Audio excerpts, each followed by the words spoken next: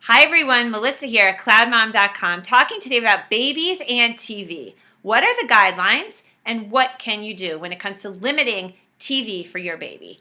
My colleague and friend Maddie, who has a 5-month-old beautiful baby girl Ella, called me up last night and said, what do I do? Ella has started glancing over at the TV, and this is really cutting into my husband and my TV viewing, and we're getting late on our shows and all the rest of it. So actually looked up the guideline on this, and for those who are TV lovers, it is not good news when it comes to babies.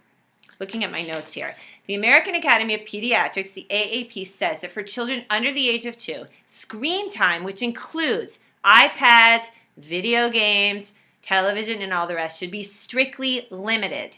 And they have a bunch of things that they quote that are pretty scary, including sleep problems, delayed use of speech, attention deficit disorder, problems with language development. All these things they think can be caused by too much TV at that age. So the question is, what do you do? So first of all, to me, if you're interested in strictly limiting TV usage in your house and you have a young baby, it's really one of those like habit things where you have to really totally change what you're doing. Rather than coming in and turning on the TV the way you would turn on the lights, you sort of have to really think about it. Only have it on when you're only watching it and not too much when the baby's around. I wouldn't worry about the occasional like football game or movie or whatever, but you don't want it as background noise in your house. And by the way, this whole thing is a huge sea change from when I had my first baby in 2004, when I was actually given educational baby videos as shower gifts, and I thought I needed to put my baby down in front of the TV to watch these like swirling ducks and water and like different things like that.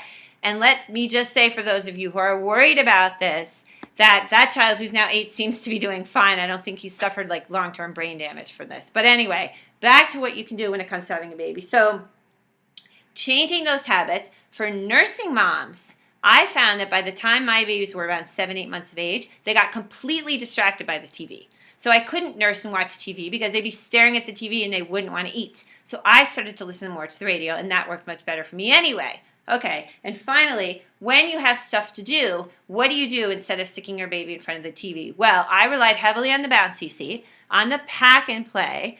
I found small, like portable little toys and blocks to bring my baby around if I was like cooking or doing other stuff. And I know a lot of people rely on just sticking their baby in a sling, in a baby carrier. That's nice, like mommy and me time, and you'll be able to get stuff done as well. And talk to your baby. Just narrate what you're doing. Okay, I'm taking the dish out of the dishwasher. Okay, I'm putting the cup up. It seems sort of weird, but I know that studies show that the more language the baby's exposed to, the better. So talk to your baby all day long as you do these activities. Very, very good for them. Okay, let me know what you think of all this. What do you do? How realistic is this? How are you able to achieve limiting screen time in your house when it comes to your baby? Please comment on my site on CloudMom.com, and thank you so much for watching. By the way, these guidelines, they do not include internet video, just so we're all clear.